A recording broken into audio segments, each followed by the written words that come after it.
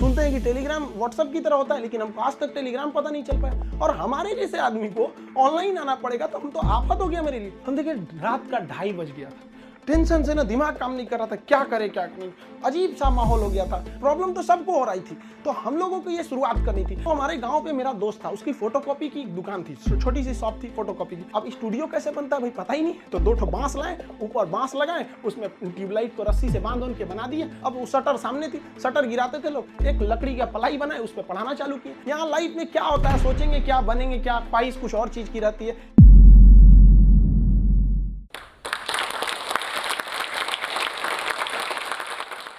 जय हिंद। बेहतर से बेहतर होने का तलाश करें, मिल जाए नदी तो समंदर की तलाश करें। टूट जाते हैं शीशे पत्थर की चोट से, पत्थर टूट जाए ऐसे शीशे तलाश करें।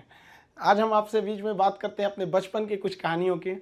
देखिए हमारा परिवार एक जॉइंट फैमिली में, हम लोग एक छोटे से परिवार में जन्म लिए। सब लोग एक साथ रहते थे, अंकल सबका परिवार यहाँ पे, उसमें हम लोग के मकान के भी एक कमरे थे जिसमें हम लोग रहते थे। बचपन में हम बहुत बदमाश थे, मेरी मम्मी को सबसे ज़्यादा परेशानी थी। कोई जॉइंट फैमिली होने की वजह से क्या होता था कि परिवार में बहुत लोग रहते थे, मोहल्ले वाले, पड़ोस वाले, और उस समय मोबाइल वगैरह नहीं होती थी, हम लोग यही गुल्ली डंडा वगैरह खेलते रहते थे। डेली किसी न किसी से हम झगड़ा किए रहते थे। मेरी मम्मी परेशान होकर रहती थी, करेगा क्या ज़िंदगी में, बहुत परेशानी हो जाती थी।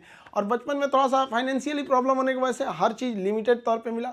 स्कूल हम एक नॉर्मल से स्कूल में गए, और पेंसिल वगैरह तक का भी बचपन में हिसाब मिलता था। पेंसिल खरीद के आती थी, उसमें से आधा काट के आधा तुम लो आधा तुम लो, तुम्हारा पहले कैसे खत्म हो गया, तुम्हारा ज़्यादा कैसे चला, काफ़ी ये सब समस्याएं थी। घर के आगे एक कॉलेज था, उस कॉलेज में हम लोग जाते थे देखने के लिए, किसी का पेंसिल तो छूट नहीं गया, किसी का पेन, मतलब जो कुछ किसी का रह जाता था छुट्टी के बाद तो लेके आते थे लोग। या फिर किसी का मतलब कोई किसी के पेज में, किताब में, कॉपी में कुछ पेज सादा बच जाता था, तो हम लोग उसको कलेक्ट करके ले आते थे और मम्मी को देते थे। मम्मी देखिए इसमें 2 पेज सादा है, इसमें 3 पेज है, उस सबको ले आके एक जगह बनाते थे। मम्मी उसको सुई धागा से सिल देती थी और उसको हम लोग एक कॉपी बना लेते थे।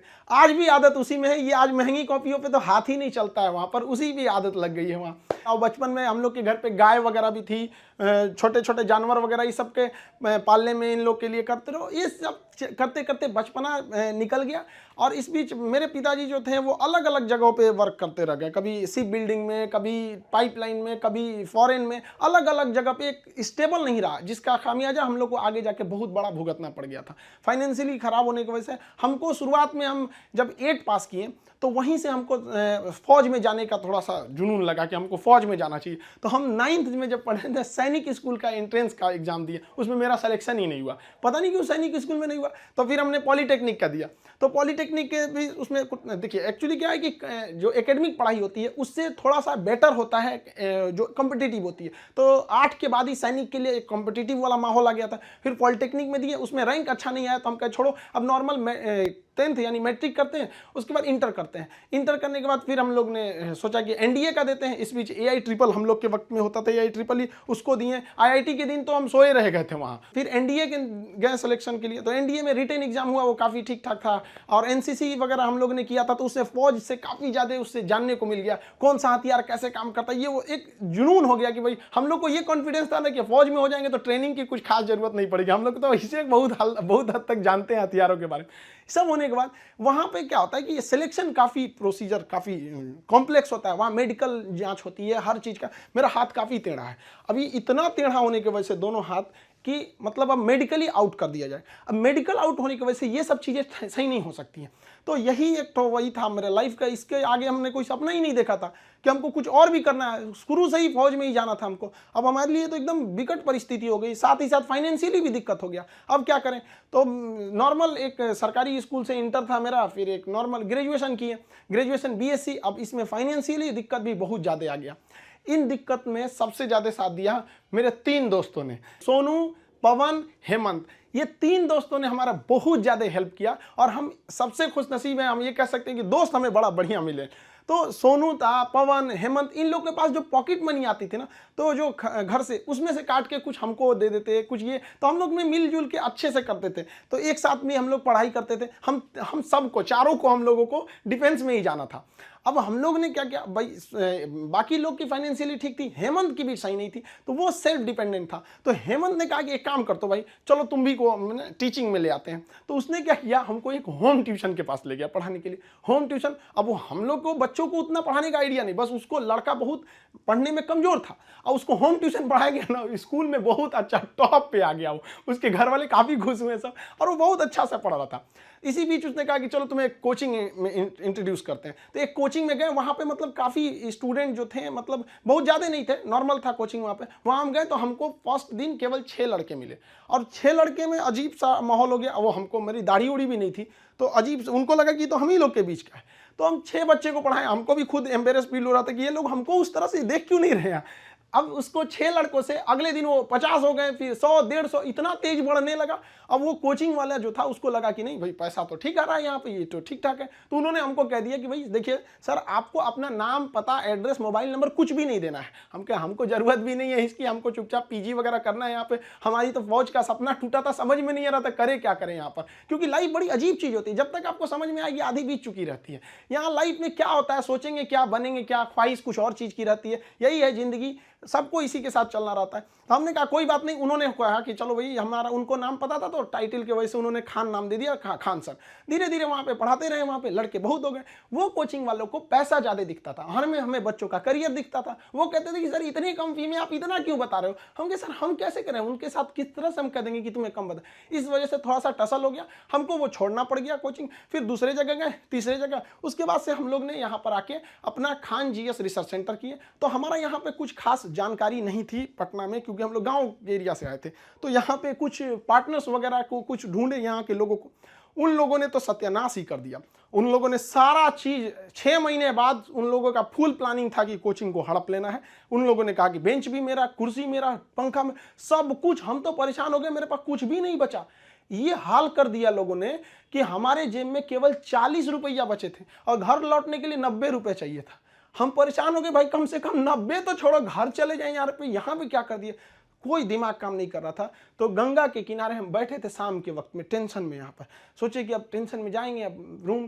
तो यहाँ से जब रूम पे गए, वहाँ पे पता चला वो दरवाजा खटखटाए तो कोई खोल ही नहीं रहा था। बड़ा देर बाद खोले तो मुझे कहाँ थे, हम कहे यहीं पे नदी बैठे थे, टेंशन में थे थोड़ा सा। कहे कितना टाइम हो रहा है, हम कहे यही 7-8 बज रहा होगा। तो उन्होंने कहा कि घड़ी देखो।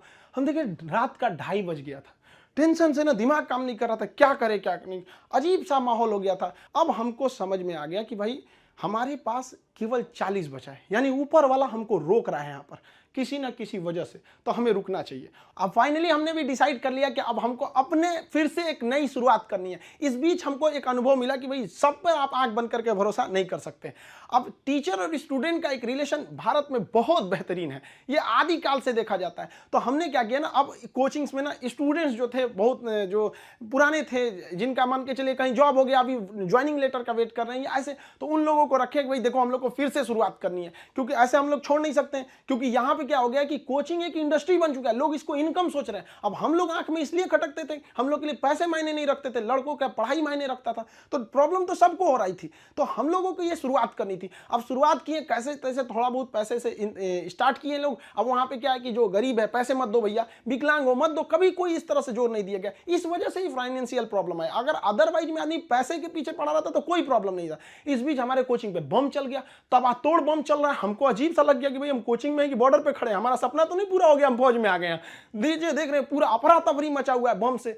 इतनी तबाही हो गई, हमको मतलब एकदम लास्ट में आ गए कि हमको अब लगता है यहाँ से छोड़ देना पड़ेगा। फिर लड़कों ने कहा कि सर आप हाँ हिम्मत मत हारिए। हमारे कोचिंग में, हमारा जो कैंपस है इसके अगल बगल में 17 कोचिंग है, सबका शटर बंद हो गया, सब लोग भाग गए। लोग, हम लोग अकेले, भाई कम से कम कोई पूछते भी आता तो कम से कम एक सहानुभूति लगती है। लेकिन लड़के आए, लड़कियां तक आई कि सर कोई बात नहीं आप खोलिए, हम लोग पढ़ेंगे लोग, यहाँ कितनों बम चले यहाँ पे। तो हम क्या किए, पूरे कैंपस में मेरे कोचिंग पे सुबह में बम चला था, शाम वाले बैच में पूरे फुल प्लेजेड से स्टूडेंट आए थे, और जो बच्चे पढ़ रहे थे उसके अगले बैच के बच्चे नीचे खड़े होकर कह रहे थे कि अगर बम चलेगा तो पहले हमारे ऊपर बम चलेगा, कोचिंग को कुछ नहीं होने देंगे। बहुत हेल्प हुआ हमको यहाँ पर, बच्चों ने ही हमको बहुत ज्यादा सपोर्ट किया। और धीरे धीरे ऊपर वाला सबको देखते रहता है, क्योंकि हम लोग हम दूसरे के सीसीटीवी कैमरे से बच सकते हैं, ऊपर वाले के सीसीटीवी कैमरे से नहीं बच सकते हैं। और अचानक साथ मिला, सारे बच्चे देखते देखते हमने बच्चों के लिए लाइब्रेरी भी डाला, वो पटना का सबसे बड़ा लाइब्रेरी हो गया, फिर कोचिंग बड़ा हो गया, सब कुछ सही हो गया, लड़कों का रिजल्ट आने लगा, सारे लड़के खुश हो गए। और खास करके उस बैच के लड़के जो पढ़ रहे थे और जिनके पास बम्बार्डमेंट हुई थी, वो भी उनके लिए पहला अनुभव था। सब डर गए थे कि आखिर क्या हो रहा है, और देखते देखते सब कुछ सही हो गया। तब तक अचानक बीच में आ गया कोरोना, और कोरोना ने लॉकडाउन किया और सब चीज़ घर के अंदर हो गया, और हम लोग के लिए एकदम नया अनुभव। और नॉर्मल जब कोरोना होगा, शुरुआती लॉकडाउन इतना स्ट्रिक्ट था, पता चला कि अब तो आपको ऑनलाइन ही पढ़ाना पड़ेगा। और हमारी जैसे ऑनलाइन आदमी को ऑनलाइन कुछ पता ही नहीं, फेसबुक चलाने नहीं आता हमको, सुनते हैं कि टेलीग्राम व्हाट्सएप की तरह होता है, लेकिन हमको आज तक टेलीग्राम पता नहीं चल पाया। और हमारे जैसे आदमी को ऑनलाइन आना पड़ेगा, तो हम तो आफत हो गया मेरे लिए। तो हमारे गांव पे मेरा दोस्त था, उसकी फोटोकॉपी की दुकान थी, छोटी सी शॉप थी फोटोकॉपी की। अब आप समझ सकते हैं फोटोकॉपी की दुकान पे क्या इंफ्रास्ट्रक्चर, कितनी बड़ी बिल्डिंग तो होगी नहीं, छोटा सा जगह था। अब वो शटर सामने थी, शटर गिराते थे लोग, एक लकड़ी का पलाई बनाए, उस पर पढ़ाना चालू किए। पता चला सामने से पुलिस की गाड़ी जाती थी, तो शटर के अंदर हम लोग पड़े हैं, पसीना हो रहा है, वैसे पुलिस का सायरन आ रहा है, आवाज आ रहा है। लड़के कह रहे सर कैसे वीडियो बना रहे हैं, कहाँ से बना रहे हैं, ना लाइट सही है ना आवाज सही है। हम कहे भाई हमको यही है जो है यहाँ पे। मेरा सारा सेटअप जो पढ़ाने का इंस्ट्रूमेंट होता है, जो पीछे पैनल लगे होते हैं पढ़ाने के लिए, वो सारा पटना में रह गया था, और हमारे गांव में ऐसी व्यवस्था नहीं थी। हम क्या करें। और जो 2020 का लॉकडाउन था, बहुत ही स्ट्रिक्ट लॉकडाउन था, तो उस लॉकडाउन में हमको आना था पटना, कैसे भी आने का कोई साधन नहीं था। तो हम ट्रक के क्लीनर बन के आए थे, खलासी जो होता है, ऐसे गंजी पहन के गमछा बांध लिए थे, चलो चलो चलो, ऐसे क्लीनर बन के आए यहाँ पे, खुद ही लोड किए, सब कुछ किए और लेके जाए। अब स्टूडियो कैसे बनता है भाई पता ही नहीं, तो 2 ठो बांस लाए, ऊपर बांस लगाए, उसमें ट्यूबलाइट को रस्सी से बांध के बना दिए, और वैसे ही पढ़ाना चालू किए लोगों को। अब वहाँ मेरे पास हर साधन आ गया पढ़ाने वाला, अब लोगों को समझ में आने लगा, धीरे धीरे धीरे धीरे लोग पसंद करने लगे यहाँ पे कि हाँ ये बात सही है। अब हमारे एक दिल्ली के हमारे एक मित्र हैं मिश्रा जी, उन्होंने सारा सेटअप किया कि ये कैमरा ठीक रहेगा, ये लाइटिंग ठीक रहेगी, ऐसे ऐसे सही रहेगा। उन्होंने बहुत बेहतर काम कर दिया, मेरे लिए अच्छा हो गया। अब इस बीच अब लड़कों का कोर्स चालू करने के लिए एप्लीकेशन बनाने लगे, तो धीरे धीरे धीरे धीरे लड़के एप्लीकेशन पे देखने लगे, यूट्यूब पे। और हमको तो आज तक समझ में नहीं आया कि यूट्यूब पर एजुकेशन के फील्ड को हम ऐसे देखते हैं कि वो लोग भी कमेंट करते हैं, कहते हैं कि सर हमारा किसी जनरल कंपटीशन, हम किसी कंपटीशन की तैयारी नहीं करते हैं, नहीं हमको कोई एग्जाम से मतलब है, फिर भी हम देखते हैं। हमको इस बात की इतनी खुशी होती है, इसलिए नहीं कि वो लोग हमारा वीडियोस देखते हैं, इसलिए कि जो लोग पढ़ाई छोड़ दिए हैं उनको भी इस बात का अफसोस है कि हमने पढ़ाई क्यों छोड़ा। और ये कंफर्म है कि वो अपने बच्चों को या समाज को आगे पढ़ने के लिए जरूर करेंगे, और इस देश को जो पीछे गया है उसको आगे ले जाने का एकमात्र रास्ता है शिक्षा। क्योंकि शिक्षा जिसके पास रहेगी वो कभी किसी से नहीं डर सकता है, अपने अधिकार के लिए खड़ा रहेगा। तो काफी खुशी होने लगी। लेकिन ऑनलाइन का हमको बहुत ज्यादा आइडिया नहीं लगा, तो धीरे धीरे धीरे धीरे क्या हुआ, संघर्ष आगे बढ़ा। अब होता क्या है कि लाइफ में कभी इंसान कोई लिफ्ट की तरफ बढ़ जाता है तो उसको काफी खुशी होती है, अरे बाप रे बहुत ऊंचाई पे आ गया। लेकिन जो सीढ़ियों की तरफ बढ़ता है ना, ऊपर जाके उसको एक थकान होती है, लेकिन दिल से एक सुकून भी मिलता है कि मेहनत से बढ़े। तो उसके लिए ऊंचाई बहुत मायने नहीं रखती है।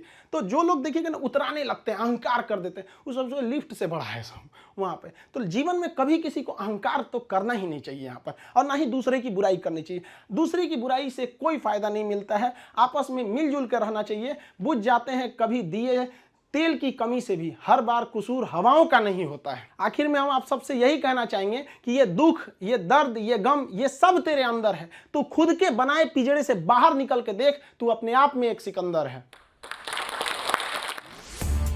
इस वीडियो के बारे में अपनी राय नीचे कमेंट्स